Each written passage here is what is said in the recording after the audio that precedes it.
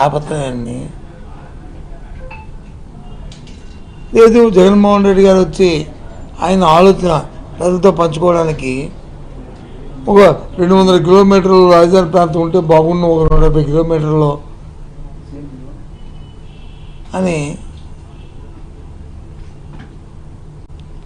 ఆయన వచ్చి మచిలీపట్నం నుంచి విజయవాడ మీదుగా అటు గుంటూరు వరకు ఉంటే బాగుంటుందని ఆయన తాలూకా అభిప్రాయాన్ని ఆయన చెప్పడం, ఇది ఒకరోజు అరరోజు దాని మీద డిస్కషన్ జరిగింది, అయిందంటే కాదు.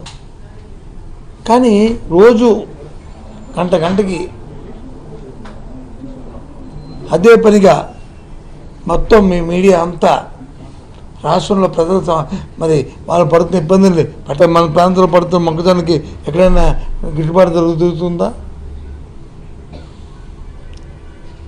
మామిడి పండును కూడా ఇవాళ కల్తీ చేసిన దుస్థితి ఇవాళ కనిపిస్తుంది. ఆరోగ్యశ్రీ వచ్చి అడిగిపోయింది, వాళ్ళకి వైద్యం అంతగా ఎక్కడ కూడా రావద్దని చెప్పి అని తెలియజేశారు. 2 వాయిదాలు 8 వాయిదాలు ఉంటే 2 వాయిదాలు ఫీజు రింబర్స్మెంట్ విడుదల చేశారు. ఆ 2 వాయిదాలు కూడా బీఆర్ ఇచ్చారు, బడ్జెట్ రిలీజ్ ఆర్డర్ ఇచ్చారు. ఇప్పుడు వచ్చి చెల్లింపులు చేయలే, సగం చేశారు, సగము ఏదో చేశారు, ఇంకా మిగతా బ్యాలెన్స్ ఇంకా ఉంచారు. అప్పుడే నెల అయిపోయింది, 2వ నెల వచ్చింది.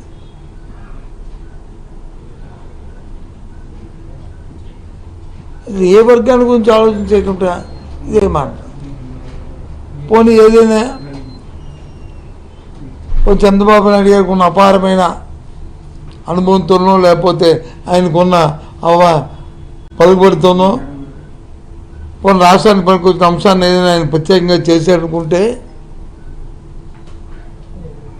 ఆదరాబాదరాగా చట్టాన్ని చేతితో తీసుకొని ఓ తీర్మానాన్ని వచ్చి మామూలు మిద్యం ఓటుతో వాయిస్ ఓటుతో తీర్మానాన్ని చేయించారు. దాంట్లో అదేదో పర్మనెంట్ అనేటట్టు ఎప్పుడవుతుంది పర్మనెంటు? నీకున్న సమయంలో, మీకున్న అవకాశంలో ఆ కార్యక్రమాన్ని పూర్తి చేస్తే దాని గురించి ఎవరు ఆలోచన చేయకూడదని మానేస్తారు. అది చేయకుండా ఎంతసేపు ఒకదానికొకటి మాట్లాడుకుంటే దానిలో ప్రయోజనం ఏంటి? సూటిగా చంద్రబాబు నాయుడు గారిని అడుగుతున్నాను. ఇంత కార్యక్రమాన్ని చేయించావు కదా, అన్నావు కదా, నేను పెద్ద ఇచ్చేసాను, కేంద్రంలో స్పెషల్గా సభలో వచ్చి తీర్మానం చేసిన, మరి రాష్ట్ర విభజన సమయంలో ఇచ్చిన హామీలైనా ప్రత్యేక హోదా గురించి ఎందుకు చేయట్లేదు? అది జ్ఞాపకం రాలేదు నీకు? ఆ ప్రత్యేక హోదా వస్తే ఈ అమరావతి లాంటి అమరావతి 10 వచ్చును.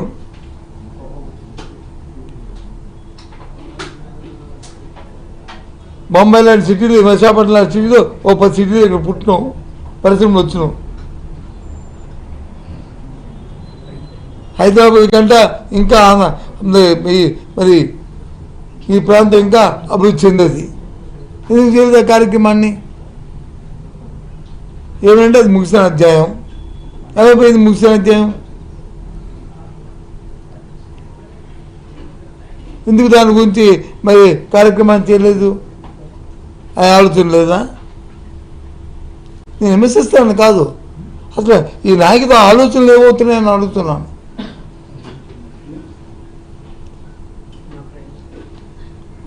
ఇది విమర్శ కాదు, ఇది బాధ్యత ప్రభుత్వంలో. ఇవాళ రాష్ట్రంలో ఎందుకు చేయలేదు? ప్రత్యేకవాదం గురించి ఎందుకు అడగలేదు? జగన్మోహన్ రెడ్డి గారు మచిలీపట్నం నుంచి గుంటూరు వరకు అభివృద్ధి చేస్తే బాగుండు అని ఆయన సూచించారు. తప్పేంటుంది? పంపబెట్టడానికి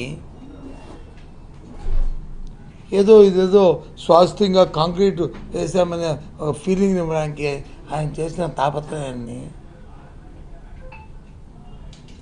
లేదు. జగన్మోహన్ రెడ్డి గారు వచ్చి ఆయన ఆలోచన ప్రజలతో పంచుకోవడానికి ఒక 200 కిలోమీటర్లు రాజధాని ప్రాంతం ఉంటే బాగుండు, ఒక 170 కిలోమీటర్లో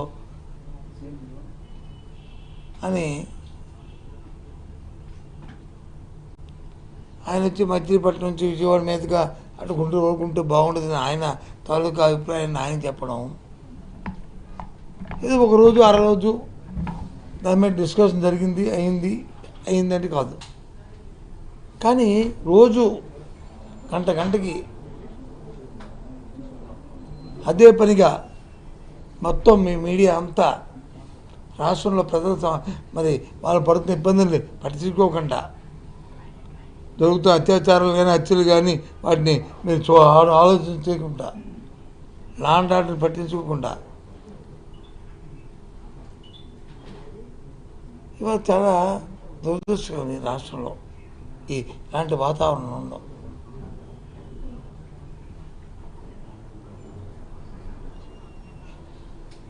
ఏమి వ్యవసాయం రైతుల గురించి ఆలోచించి ఏదైనా గిట్టుబాటు తెలుస్తుందా? మొక్కజొన్న గురించి ఎక్కడైనా మన ప్రాంతంలో పడుతున్న మొక్కజొన్నకి ఎక్కడైనా గిట్టుబాటు జరుగుతుందా? మామిడి పండును కూడా ఇవాళ కల్తీ చేసిన దుస్థితి ఇవాళ కనిపిస్తుంది. ఆరోగ్యశ్రీ వచ్చి అడిగిపోయింది, వాళ్ళకి వైద్యం అంతగా ఎక్కడెక్కడ రావద్దని చెప్పి అని తెలియజేశారు. 2 వాయిదాలు 8 వాయిదాలు ఉంటే 2 వాయిదాలు ఫీజు రింబర్స్మెంట్ విడుదల చేశారు. ఆ